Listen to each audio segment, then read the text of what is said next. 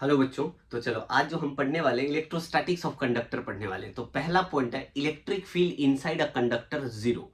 तो electric field एक conductor के अंदर जीरो होता है, क्यों होता है इस बात को समझेंगे। तो सबसे पहली बात यह है, a conductor has free charge, right. एक कंडक्टर के पास ऊपर ना सरफेस पे फ्री चार्ज है, और अगर फ्री चार्ज है तो इलेक्ट्रिक फील्ड क्या होगा, जीरो नहीं होगा। सरफेस पे तो नहीं होगा, है ना, समझ रहे हो। सरफेस पे फ्री इलेक्ट्रॉन है, that free electron would experience torque and drift. या तो करो, अरे वो एक्सपीरियंस कर रहा होगा ना एक फोर्स, टॉर्क नहीं बोलेंगे फोर्स बोलेंगे, राइट। क्या एक्सपीरियंस कर रहा है, फोर्स एक्सपीरियंस कर रहा है। तो जरा इस बात को मैं लिखता हूं, क्या है, conductor conductor has free electron as long as long as electric field not zero। Electric field zero नहीं है कंडक्टर पे, तो जीरो नहीं है, but charge free charge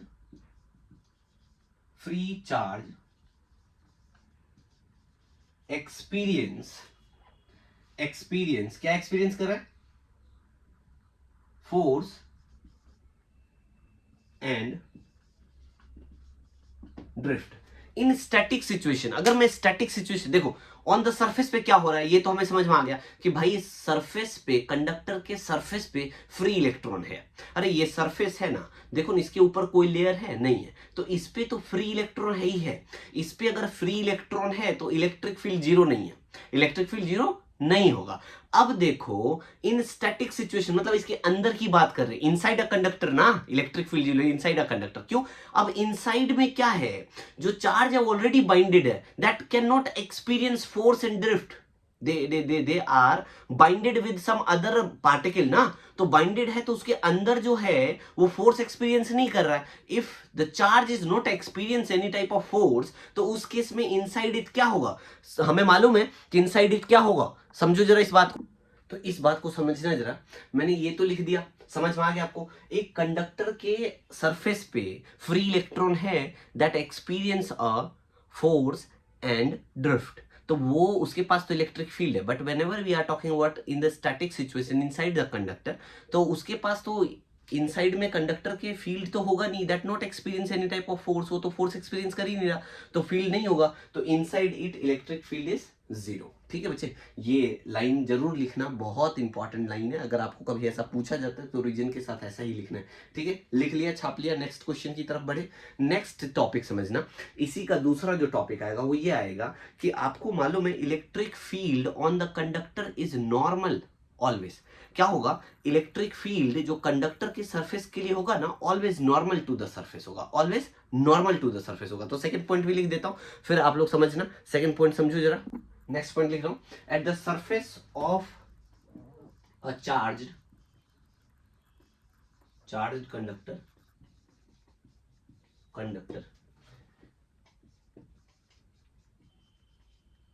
electrostatic field must be normal to the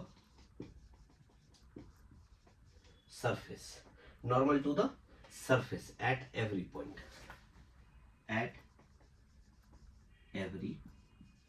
या एवरीवेयर भी बोल सकते हो। अब समझो जरा, at the surface of charged conductor, एक चार्ज कंडक्टर के ऊपर की बात हम कर रहे हैं, electrostatic field must be normal to the surface at every point. उस कंडक्टर के हर पॉइंट पे इलेक्ट्रोस्टैटिक फील्ड नॉर्मल होगा, परपेंडिकुलर होगा। क्लियर है। अब देखो दो बातें हो सकती हैं, इलेक्ट्रिक फील्ड या तो नॉर्मल होगा या तो टेंजेंशियल होगा। देखो दो ही बात हो सकती है बच्चों, दो ही बात होगा, या तो इलेक्ट्रोस्टैटिक फील्ड नॉर्मल होगा या तो टेंजेंशियल होगा। फिर से समझो, देखो एक चार्ज्ड कंडक्टर के ऊपर इलेक्ट्रिक फील्ड, दो ही चीजें पॉसिबल हो सकता है, या तो नॉर्मल या तो टेंजेंशियल। और अगर टेंजेंशियल हुआ, समझना, अगर मान लो मैं कहता हूं नॉर्मल नहीं, आप कहोगे सर नॉर्मल क्यों है, नॉर्मल क्यों है, नॉर्मल क्यों है, तो बता दो नॉर्मल नहीं है तो टेंजेंशियल होगा। दो ही कंडीशन है, समझ जाओ इस बात को, ठीक है, समझ रहे हो, दो ही बातें हैं, या तो नॉर्मल होगा या तो टेंजेंशियल होगा। अब इस बात को समझना, अगर टेंजेंशियल है तो इलेक्ट्रॉन मस्ट मूव, इलेक्ट्रॉन को मूव करना पड़ेगा। अरे टेंजेंशियल होने के लिए मूव करना पड़ेगा, समझ में आएगा। अब मान लो कोई कंडक्टर है, आपने उसको टच करा, सपोज करो कोई मेटल का आपने देखा कि रॉड है, आपने उसको पकड़ा, झूल जाते हो क्या, ऐसा करंट लगता है, नहीं ना, ऐसा कुछ होता है, नहीं होता है, ऑब्वियसली नहीं होता। क्यों? क्योंकि इलेक्ट्रॉन टेंजेंशियल नहीं है, समझ रहे हो, इलेक्ट्रॉन मूव नहीं करता है किसी भी कंडक्टर। अरे मेटल को छूते हो क्या करंट लग जाता है क्या, नहीं ना। अरे सरफेस पे करंट, सरफेस पे इलेक्ट्रॉन है, फ्री इलेक्ट्रॉन है, लेकिन वो मूव नहीं कर रहा है, और मूव नहीं कर रहा है तो टेंजेंशियल नहीं है। If the current is the direction of field is not tangential, समझो जरा, टेंजेंशियल नहीं है फील्ड का, that means electron is not moving, electron move नहीं कर रहा है। अगर इलेक्ट्रॉन नहीं मूव कर रहा है तो कैसा होगा, obviously normal to the surface होगा। क्लियर हुआ, दो ही कंडीशन है, या तो नॉर्मल होगा या तो टेंजेंशियल होगा। और मान लो अगर टेंजेंशियल है तो इलेक्ट्रॉन को मूव करना पड़ेगा, टेंजेंशियल होने का कंडीशन है, इलेक्ट्रॉन को मूव करना पड़ेगा, और इलेक्ट्रॉन यहां मूव कर रहा है भाई, नहीं कर रहा। किसी मेटल को टच करते हो क्या झटका लग जाता है क्या, नहीं होता ना, ऐसा बिल्कुल नहीं होता, समझ में आ रहा है, बिल्कुल नहीं होता बच्चों, याद रखना टेंजेंशियल तो नहीं है। अगर टेंजेंशियल नहीं है तो ऑब्वियसली नॉर्मल है। लिख दो इस बात को, क्लियर हुआ, समझ में आया, पक्का पक्का लिख दो। चलो जी, समझो, मैं लिख रहा हूं reason, if E were not normal to the surface, to the surface, इस बात को समझो। अगर E नॉर्मल नहीं है सरफेस के लिए, बताया ना अभी, E अगर नॉर्मल नहीं है तो क्या होगा, टेंजेंशियल होगा। इसका मतलब है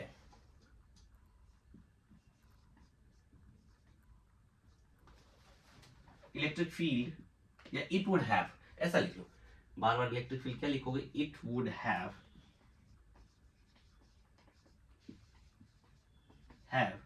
some non-zero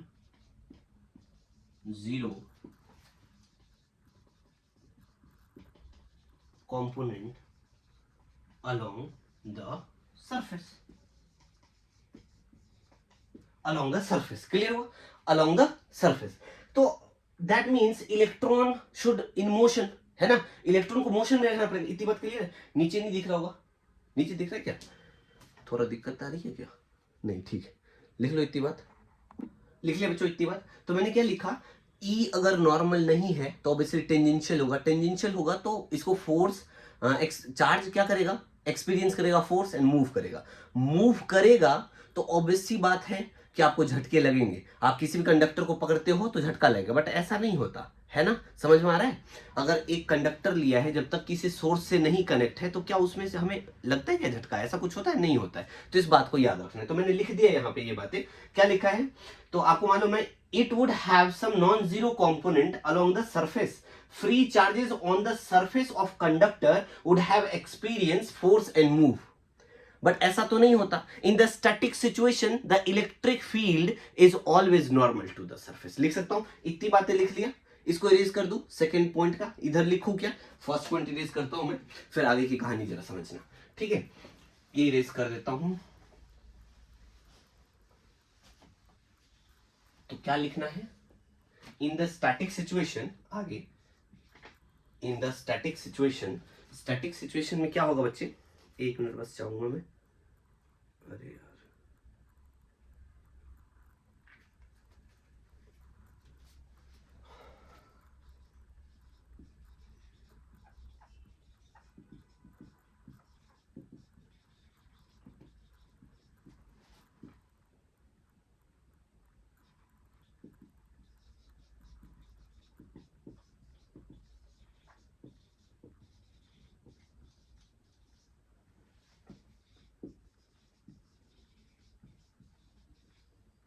बस, ठीक है, इतनी सी बातें लिखना है, ये लिख लेना। क्या लिखोगे, तो हमें मालूम है electrostatic field must be normal to the surface. क्यों होता है, तो इसके पीछे रीजन हो गया, electric field were not normal to the surface. अगर नॉर्मल नहीं है तो it would have non zero component, that means the free charge will experience force and move.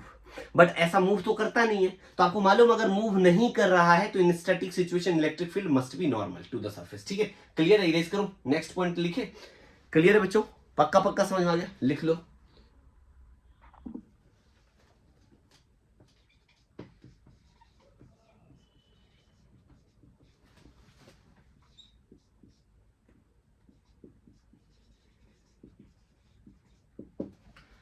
बच्चे नेक्स्ट कहानी को समझेंगे। ये तीसरा पॉइंट है इलेक्ट्रोस्टैटिक्स ऑफ कंडक्टर का। क्या है? The interior of conductor can have no excess charge in the static situation.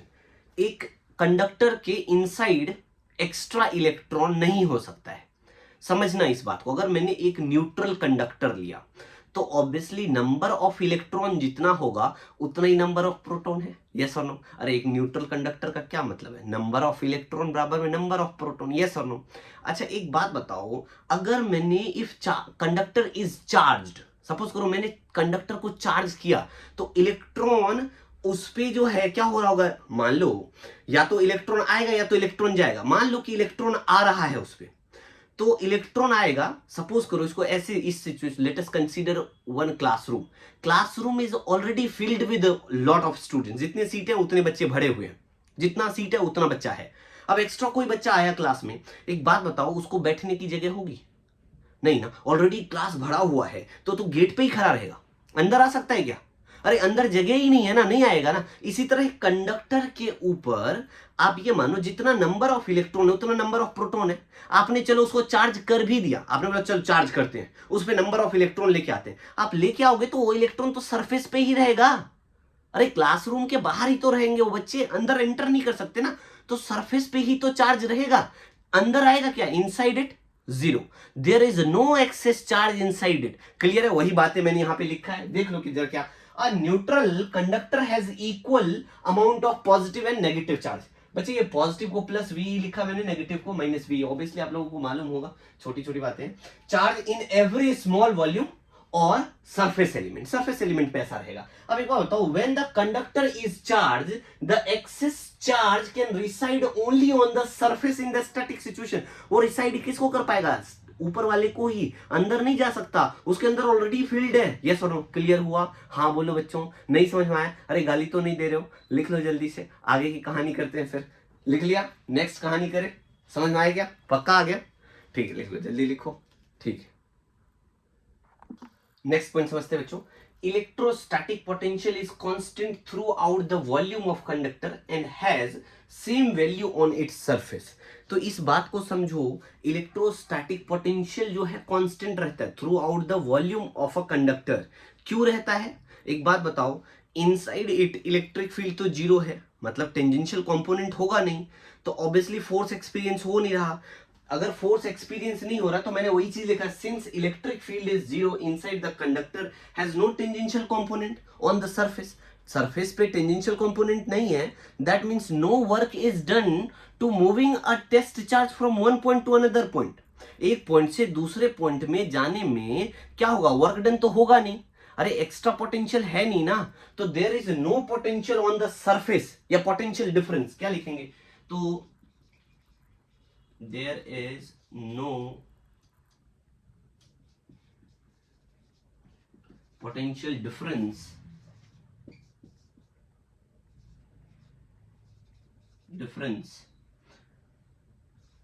on its surface and inside it। तो पोटेंशियल डिफरेंसेस नहीं आएगा। अगर पोटेंशियल डिफरेंसेस नहीं आ रहा है तो ऑब्वियसली कांस्टेंट ही तो रहेगा पोटेंशियल। एक चार्ज को, एक टेस्ट चार्ज को एक जगह से दूसरी जगह लेके जाओगे, अब यहां पे कोई एक्स्ट्रा चार्ज तो है ही नहीं, तो पोटेंशियल यहां जितना उतना यहां भी है, यहां इतना, हर जगह पोटेंशियल का वैल्यू सेम रहेगा, डिफरेंसेस नहीं आ रहे हैं। whenever charge move from one point to another point there is no extra amount of work done।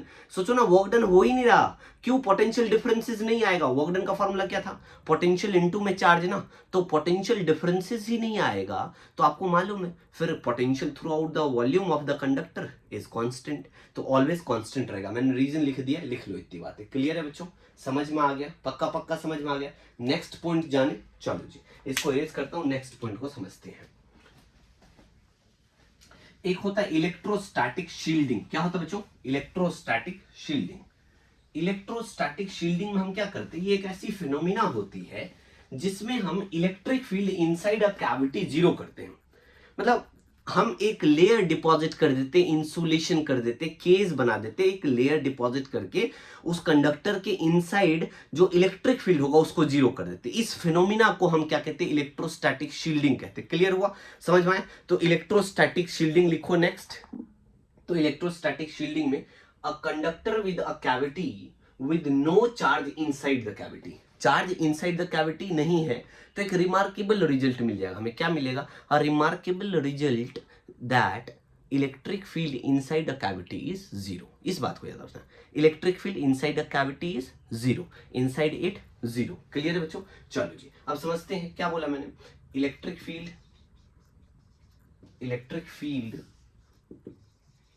is zero, inside it electric field is zero. ठीक है बच्चे, इतनी सी बातें। नेक्स्ट एक और पॉइंट लिखेंगे, electric field on the surface of charge conductor कितना आएगा, ये लास्ट इलेक्ट्रोस्टैटिक का पॉइंट। ठीक है बच्चों, तो क्या लिखना है? इलेक्ट्रिक फील्ड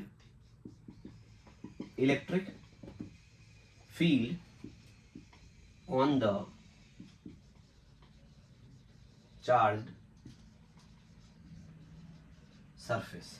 अब electric field on the charge surface अगर मैं निकालूं तो एक बात बताओ, E इंटू में ds बराबर में फाई लिखा था, यस और नो? यही तो होता है। अरे चार्ज जो, एक बात बताओ, अगर चार्ज्ड कंडक्टर है फ्लक्स का वैल्यू क्या होगा? E इंटू में ds, या a बोल दो, एरिया लिया था ना, E इंटू a बराबर में फाई होता है। और according to Gauss law phi को क्या लिखा था? Q upon epsilon naught. And surface charge density sigma याद होगा आपको, since we know that sigma equals to क्या लिखा था? Q अपॉन में ds। अरे dq अपॉन में ds बोल दो ना, ऐसा लिख सकता हूं क्या? एक बात बताओ, तो सिग्मा इंटू में ds इक्वल्स टू q या dq लिख सकता हूं, कोई दिक्कत तो नहीं है। तो क्या मैं यहां पे dq, अगर स्मॉल चार्ज की बात करें, dq by phi equals to dq by epsilon naught लिख सकता हूं।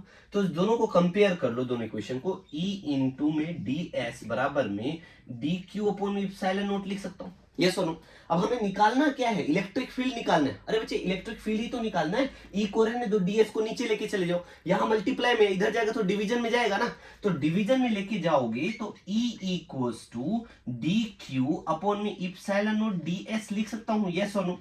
इलेक्ट्रिक फील्ड इतना ही तो होगा। अब ds की वैल्यू सिग्मा इंटू ds भी तो लिखा जा सकता है। अरे dq is the charge that must be sigma into में ds। तो अगर मैं इसको ऐसा लिख दूं, E equals to sigma ds upon में एप्सिलॉन नॉट ds कैंसिल हो जाएगा। अरे भाई गाली देने वाली बात तो नहीं है ना, समझ में आ गया ना? ds लिखा, right? E equals to sigma upon में एप्सिलॉन नॉट आ जाएगा। कितना आ गया? E must be equals to sigma upon में epsilon naught. This is the electric field. ठीक है, तो एक चार्ज्ड कंडक्टर के ऊपर जो इलेक्ट्रिक फील्ड होगा वो सिग्मा अपॉन में एप्सिलॉन नॉट होगा। क्लियर है बच्चों? समझ में आ गए? ये सारे पॉइंट समझ में आ गए? चलो अब हम आगे बढ़ेंगे। आगे आ जाएगा हमारे पास कैपेसिटर क्या होता है। इतनी बातें क्लियर है? पक्का इरेज कर दे?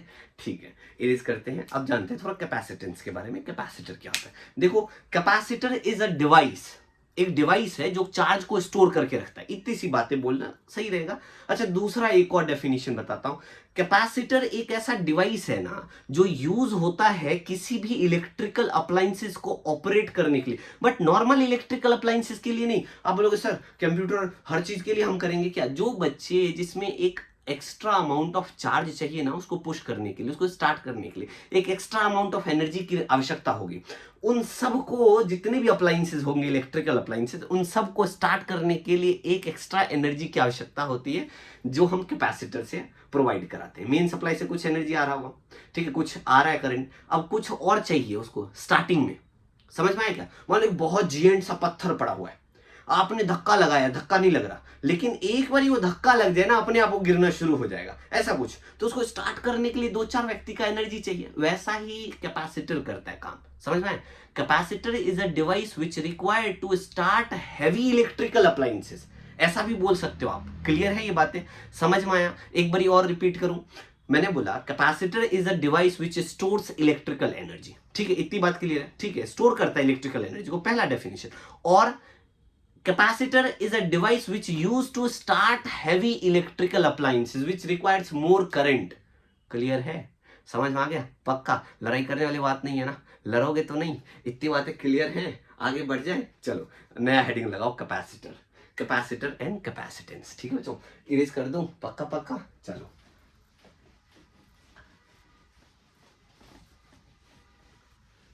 तुम सोचती रहती हो, मैं पल पल कहता हूँ, बच्चों पढ़ लो तुम नहीं तो। चलो नहीं तो क्या होएगा, है ना, पापा है घर पे। आपको लग रहा होगा सर कभी कभी कैसी बातें कर देते हैं। बच्चे जरूरी है, पढ़ाई अच्छे से करने हैं, मेहनत करने हैं, तभी लाइफ में हम कुछ कर पाएंगे। और एजुकेशन इस दुनिया का एक ऐसा वेपन है जो आपकी ज़िंदगी को बदल सकता है, और कुछ नहीं बदलेगा बच्चे, बहुत मेहनत करनी पड़ती है इंसान को ज़िंदगी में कुछ बेहतर करने के लिए। मैं नहीं चाहता इमोशनल बातें करूँ, मैं बहुत ज़्यादा इमोशनल इंसान हूँ, तो परेशानी हो जाती है मुझे। चलो आगे बढ़ते हैं, आगे की कहानी। मैं क्या बात कर रहा हूँ अभी, कैपेसिटर की बात कर रहा हूँ। अरे यार एक तो मार्कर में ना इंक बहुत जल्दी खत्म हो जाता है, सो सॉरी बच्चों। अब अभी टाइम लगा के मैं डालूंगा अभी तो दिक्कत हो जाएगी, इसलिए मैं ऊपर से थोड़ा सा इंक लगा लेता हूँ। चलो बच्चों देखो,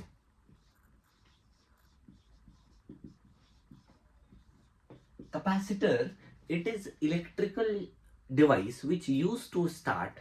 ये क्या होता है, एक डिवाइस ही तो है। Capacitor is device which use to start heavy electrical appliances, या capacitor is a device which use to store electrical energy, ठीक है। तो क्या है,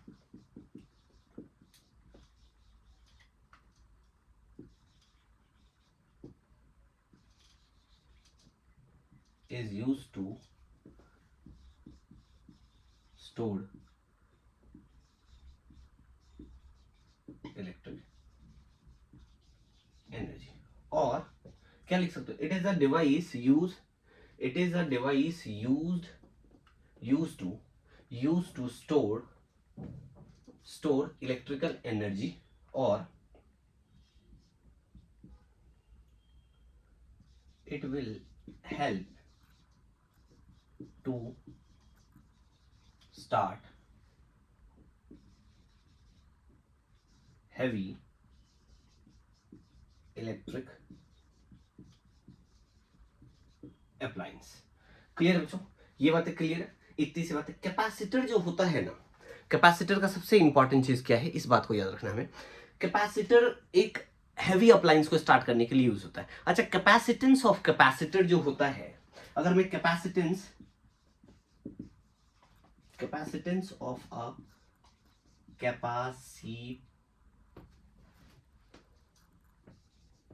कैपेसिटर की बात करो, कैपेसिटेंस ऑफ कैपेसिटर जैसे सी से डिनोट करते हैं, और ये Q अपॉन में V होता है फॉर्मूला बच्चों। क्या होता है, Q अपॉन में V होता है, ऐसा यूनिट इसका फैराडे होता है, ठीक है, याद रखना है हमें। कैपेसिटर जो है C से डिनोट किया जाता है, और कैपेसिटेंस जो इसका आएगा Q बाई V आएगा। आप देख रहे होगे इस फॉर्मूला में Q लिखा है अपॉन में V लिखा है। आप लोगों को लगता होगा कि ये डायरेक्टली प्रोपोर्शनल है चार्ज के एंड इनवर्सली प्रोपोर्शनल है वोल्टेज के। बच्चों गलत है, ऐसी बातें नहीं है। कैपेसिटर जो होता है एक ऐसा डिवाइस होता है जो पहले से फिक्स्ड होता है। सपोज करो इस पेन में मैंने इंक डाला तो उतना ही इंक आएगा जितना इसका साइज है। इससे ज्यादा इंक, मान लो मैं 2 लीटर इंक डालूंगा, क्या इसमें 2 लीटर इंक आ सकता है? नहीं आ सकता है। तो capacitor is independent of, capacitance of a capacitor is independent of charge and potential. It does not depend on charge and potential. It always depend on its shape and size. Shape and size पे ही depend करेगा। अरे बच्चों एक बात बताओ, अगर इसमें हमने बहुत सारा इंक डाला तो इंक आउटफ्लो कर जाएगा ना, तो आप चार्ज बहुत ज्यादा कैपेसिटर के अंदर रखने की कोशिश करोगे, नहीं जाएगा, वो फिक्स्ड है, उसका शेप एंड साइज फिक्स्ड है। एक ग्लास अगर मान लो उसमें 250 ml वाटर आएगा तो 250 ml ही आएगा, आप चाहे पानी डालते रहो ओवरफ्लो कर जाएगा ना। Similarly capacitance of capacitor is independent of charge and potential. It always depends on किस पे, शेप एंड साइज। क्लियर इतनी बात, ठीक है, ऐसा यूनिट फैराडे होता है। इतनी बात समझ गए। आगे जानेंगे हम टाइप ऑफ कैपेसिटर।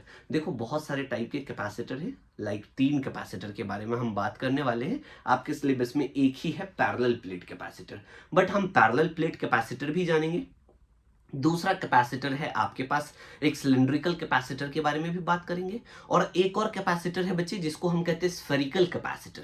ठीक है, तो सबकी हिस्ट्री थोड़ा बताऊंगा कैसे होता है, फिर कॉम्बिनेशन ऑफ कैपेसिटर्स जानेंगे। ये सब जानने के बाद जो हम आगे बढ़ेंगे। आज इतना ही करोगे आप लोग, अभी न्यूमेरिकल भी नहीं कराया है, बट अगली क्लास में फिर हम न्यूमेरिकल से ही शुरू करेंगे। इन सारे टॉपिक पे न्यूमेरिकल करेंगे पहले, फिर आगे बढ़ेंगे। क्लियर है? पक्का पक्का लिख लो। लिख लिया? चलो जी, बाय बाय।